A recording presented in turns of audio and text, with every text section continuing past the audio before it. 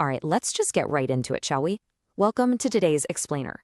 We are basically putting on our detective hats today to look at one of the craziest, most fascinating setups in recent market history. We're standing right at what I'm calling the July 2026 crypto crossroads. And the big billion-dollar mystery we're trying to solve today? Is this current market action just a nasty trap? Or are we actually staring at the ultimate cycle-defining bottom? So, grab your magnifying glass because the clues in this latest data are absolutely wild. Just to map out our investigation really quickly. First, we'll look at this July 2026 crypto crossroads. Then, miners sitting at a breaking point. Third, macro shifts with jobs and rates. Fourth, the technicals, specifically EMAs and the MACD. Fifth, are we in a bear market or just a relief bounce? And finally, the completely new Bitcoin cycle. All right, part one, the July 2026 crypto crossroads. Let's be real for a second. Sellers have completely been running the show lately. We've watched Bitcoin drop nearly 50% from its absolutely massive October 2025 peak of $126,200. I mean, it's just been grinding all the way down to that $62,000 to $63,000 range. And if you've been holding through this, yeah, it's painful. That is a massive structural drawdown. It's exactly the kind of drop that completely shakes out the weak hands and really tests the conviction of those long-term holders, When we zoom out and look at the historical monthly performance of the broader crypto market cap, it's basically this shifting sea of red and green.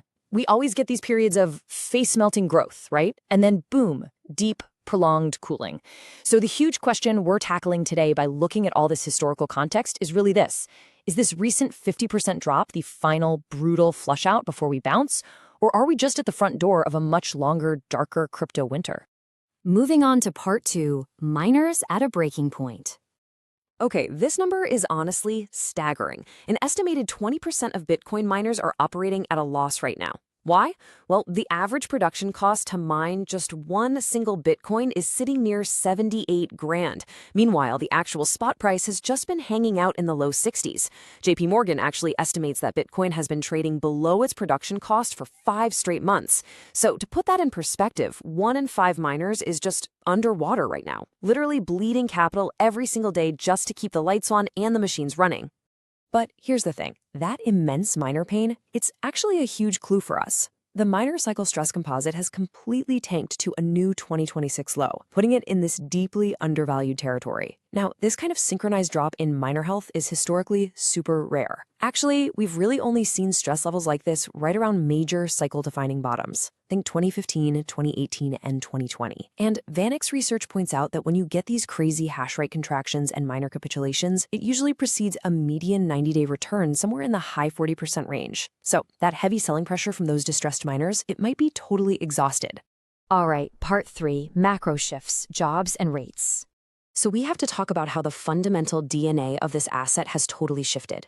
For the longest time, the traditional view was that Bitcoin was this purely independent, completely uncorrelated alternative currency. It did its own thing. But the reality in 2026 is completely different. Because of all the massive inflows from spot ETFs over these last few years, institutional capital has permanently changed the game here. Bitcoin is now widely treated as a global macro risk asset. And what that means is it's heavily tied to traditional economic indicators, especially U.S. labor data. So when the stock market reacts to the Federal Reserve, Bitcoin is right there reacting with it. And we just saw this play out perfectly a few days ago. Just look at the massive swing in probability for a September Fed rate hike. Before the June jobs report dropped, the market was pricing in a 65% chance of a hike. But then, the U.S. reported adding a shockingly low 57,000 jobs. Just a huge, huge miss from what everyone expected. And instantly, the odds of a rate hike completely tanked to 50%. And why does that matter? Well, lower rate expectations mean a weaker dollar, which means risk assets get a boost. So that really soft employment data acted as a direct catalyst for Bitcoin. It triggered a super fast 7.3% relief bounce, shooting it right from $57,750 back up to 62 grand in under 48 hours. Crazy, right? Let's look at part 4, technicals, EMAs, and MACD. Okay, first up, we have this incredible distress metric called the realized profit and loss ratio. It literally just hit a 43-month low of negative 0.35. To put that simply, more of the total Bitcoin supply is sitting at a loss right now than at almost any other point in history. The last time we saw reading this universally painful was back in December 2022, right in the thick of the FTX collapse. But, and this is a big but, here's why this is actually super important. Historically speaking, this kind of extreme reading doesn't actually signal more crashing. It usually marks major cycle bottoms. It basically means the weak hands are completely flushed out. Now, when we look at the specific technical indicators on the charts, it's literally a real-time tug of war. On the bearish side, the exponential moving averages, or EMAs, are just screaming downtrend. The price is trapped underneath the 50-day EMA at about $65,600. It's hitting heavy resistance at the 100-day EMA, and the 200-day EMA way up at 76 grand pretty much confirms a broader structural downtrend. But look at the bullish whispers happening here. The daily MACD histogram, which is this really key momentum indicator, is actually expanding into positive territory. That tells us the downside pressure is really losing its steam. Plus, on-chain data shows whales are quietly scooping up over 270,000 Bitcoin right near the 200-week moving average. So the trend says down, sure, but the momentum and the smart money, they are definitely hinting at a bottom. On to part 5, bear market or relief bounce. Now, if we look at the cautious side of things, we have the prominent market maker Wintermute. They are explicitly saying that this recent rally, the one driven by that soft jobs data we talked about, is really just a relief bounce. It's not the start of some brand new bull run. And honestly, their caution makes total sense. We can't forget that June saw a record $4.5 billion in spot ETF outflows. That is a massive, massive amount of structural selling pressure. It essentially creates this really heavy ceiling that the market has to somehow chew through before we can even start talking about realistic all-time highs again. But let's contrast that institutional caution with the wisdom of the crowd for a second. If you look at prediction data for July's price action, the market is assigning a really strong 71% probability that Bitcoin reaches $65,000. Meanwhile, the odds of a fresh breakdown, like dropping below $57,500, sit way lower, at just 38%. So while the institutions are staring at that massive ETF outflow overhang, the prediction markets are clearly leaning toward a more modest recovery and just kind of stabilizing in the mid-60s rather than falling off a cliff. Finally, part 6, the new Bitcoin cycle. Look, if you only take one single thing away from this explainer today, please let it be this.